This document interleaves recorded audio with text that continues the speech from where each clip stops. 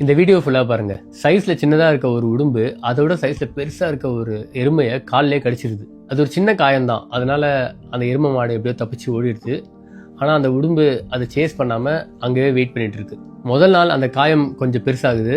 3ஆவது நாள் கொஞ்சம் ஃபீவர் வருது. 7ஆவது நாள் அந்த எருமை கொஞ்சம் கொலாப்ஸ் ஆகி இறந்தும் போயிடுது. இப்போ அந்த உடும்பு ஈஸியா போயிட்டு அந்த எருமை மாட்டை சாப்பிட்டுடுது. இதுல நீங்க ஒன்று நோட்டீஸ் பண்ணீங்கன்னா, அந்த எருமை மாடு அந்த உடும்பு கூட ஃபைட் பண்ணிலாம் சாகல.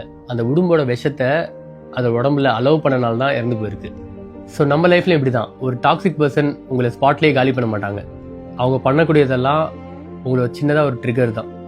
உங்ககிட்ட வந்து இது நல்லா இல்லை, நீங்கள் பண்ணுறது தப்பு, அவர் உங்களால் முடியாது இப்படின்னு டிமோட்டிவேட்டிங்காக ஏதாச்சும் பேசுறது, ஏதாச்சும் ஒரு சின்ன விஷயமா பண்ணிட்டு போயிடுவாங்க.